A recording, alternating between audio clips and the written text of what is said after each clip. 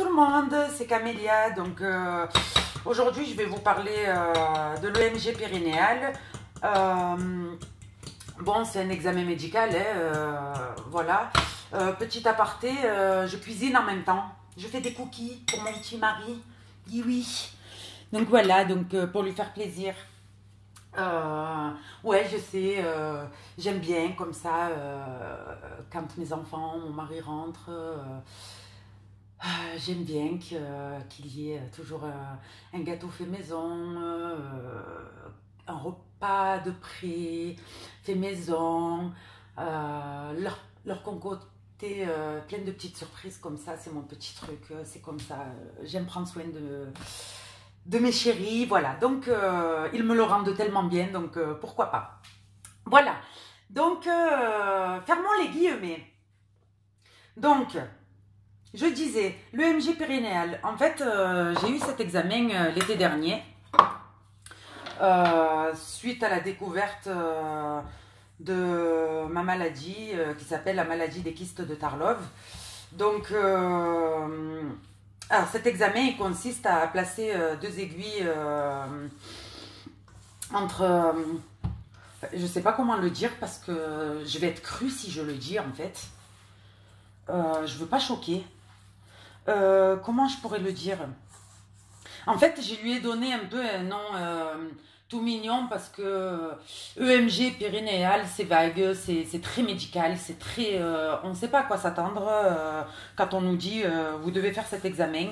Voilà, c'est de l'ordre de la neurochirurgie, bien sûr.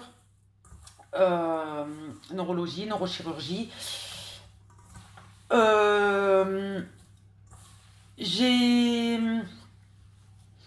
J'ai été choquée en fait. Donc je lui ai donné un petit nom spécial parce que j'ai été choquée de cet examen. Personnellement, je ne sais pas les gens, je sais que je ne suis pas la seule à avoir fait cet examen. Chacun a son propre ressenti. Moi personnellement, j'ai fait vœu de chasteté après.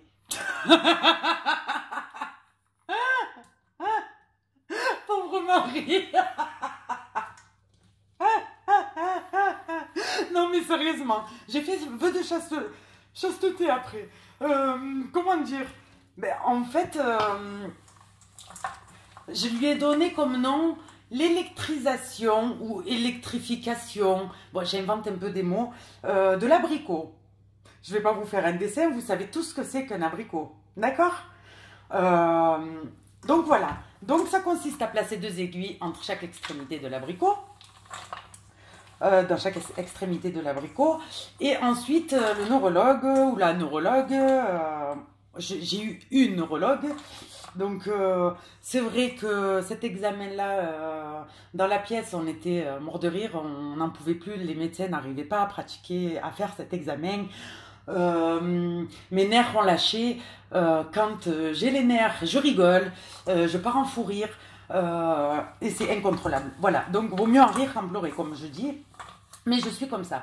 Donc, j'ai tendance à tout le temps rigoler, rigoler, rigoler. Je rigole tout le temps, tout le temps. Mais bon, passons. Donc, déjà, lorsque elle m'a mis les deux aiguilles, donc déjà, c'était pas une partie de plaisir. Je savais pas si je devais pleurer, danser sur ce lit d'hôpital, si je devais... voilà quoi, c'était un peu spécial. Néanmoins, une fois les aiguilles passées, je ne m'attendais pas à ce qu'on me dise vous êtes prête, détendez-vous, patati, patata, et tout ce qu'un médecin nous dira lorsque on passe un examen médical, bien sûr. C'est rassurant d'ailleurs. Voilà, donc l'infirmier, je pense, c'est un infirmier qui était à côté, donc qui dirigeait une machine, il était assis, et donc il appuyait sur le bouton. Mais mon Dieu, mais je m'y attendais pas. C'est normal, en 2019,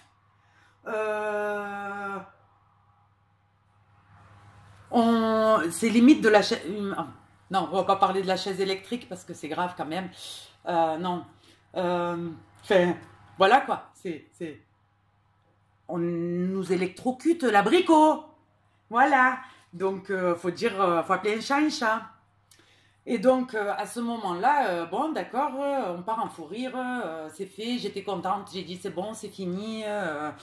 Puis, la neurologue me dit, mais non, c'est pas fini. Je la vois placer sur son gant un petit capteur, si on peut appeler ça comme ça. Un petit capteur avec un petit truc en fer. Bon, je sais pas comment appeler ça. Bref, c'est quelque chose de long, qui faisait le long comme ça, là, du doigt, là, comme ça. Voilà. Et elle me dit, détendez-vous, maintenant on va passer à l'examen suivant. Ok, d'accord, il n'y a pas de souci. Donc, je me serais cru chez le gynécologue d'abord, bien qu'on était chez le neurologue. Donc déjà, j'ai eu peur, je ne savais pas ce qui m'attendait. Moi, je pensais qu'elle voulait juste savoir si mon périnée allait bien, si voilà, j'étais assez musclée d'en bas, donc ça va de ce côté-là. Je savais qu'il n'y avait pas de souci, quoi. Mais je connais mon corps. Mais non, en fait, j'entends, elle dit à l'infirmier, vas-y. Je lui dis, mais attendez, vas-y, quoi? Elle dit, ben, on va faire la même chose avec les aiguilles, mais avec ça, d'accord, donc à l'intérieur, on va électriser mon intérieur d'abricot. Donc, il n'y a pas de souci, pauvre abricot, il est parti en fumée, l'abricot. Voilà, donc bref, voilà, tu n'as pas le choix, il faut le faire, l'examen, de toute façon, c'est comme ça. Oh, désolé, il y a un avion. Voilà, il y a un avion qui passe, donc désolé pour le bruit, hein, c'est tout ouvert chez moi, j'ai aéré, voilà, c'est comme ça. Donc, à ce moment-là, le mec, il y va. Et honnêtement, j'avais les larmes qui coulaient, je rigolais en même temps. Je me suis demandé si vraiment c'était normal qu'en médecine, en 2019, on fasse subir ça aux gens, aux hommes, aux femmes, parce que les hommes le font. Et dans mon malheur, j'ai eu beaucoup de chance. Oh mon Dieu, mon Dieu, mon Dieu, mon Dieu, mon Dieu, mon Dieu. Oh, rien que d'en parler, j'ai mal. Dans mon malheur, j'ai eu beaucoup de chance parce que comme cette introduction en moi électrique, oh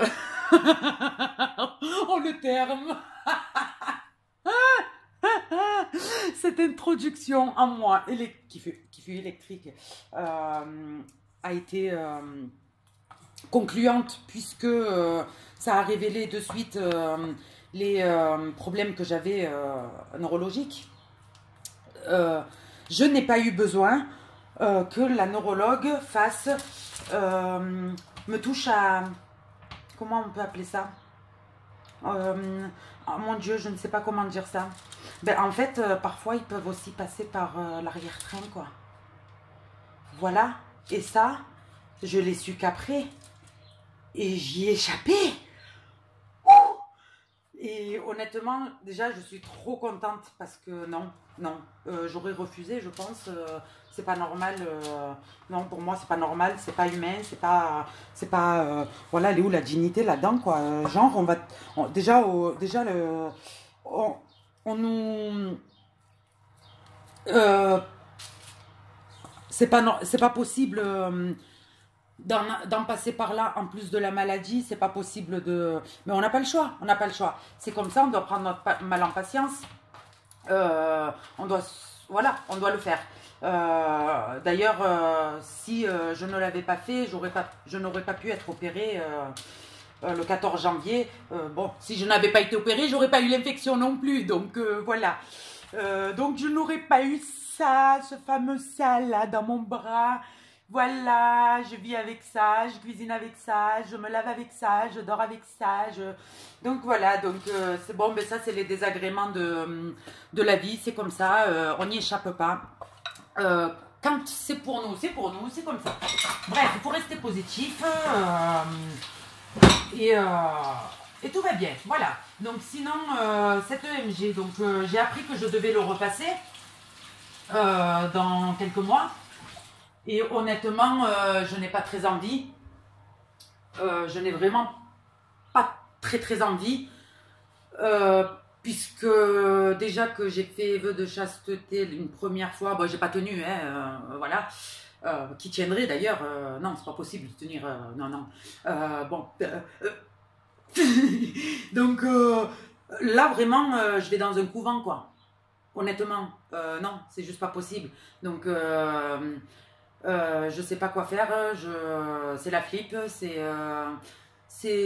donc je demanderai à tous les neurologues, neurochirurgiennes, tout ça et tout là, s'ils pouvaient faire des recherches, déjà d'une sur la maladie des kystes de Tarlov, ça serait pas mal, et ainsi que comment pratiquer les examens, les EMG périnéales autrement que fait actuellement.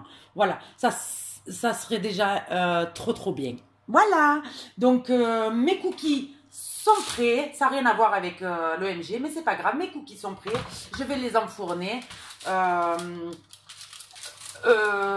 Ensuite, ben voilà, je vais passer la journée à attendre des résultats sanguins, à attendre infirmière, à être débranché, branché, voilà, le quotidien, mon quotidien, moi. Et cuisiner, bien sûr, voilà, des petits repas, voilà. Bon, ben, je vous fais de gros bisous et à bientôt. Merci.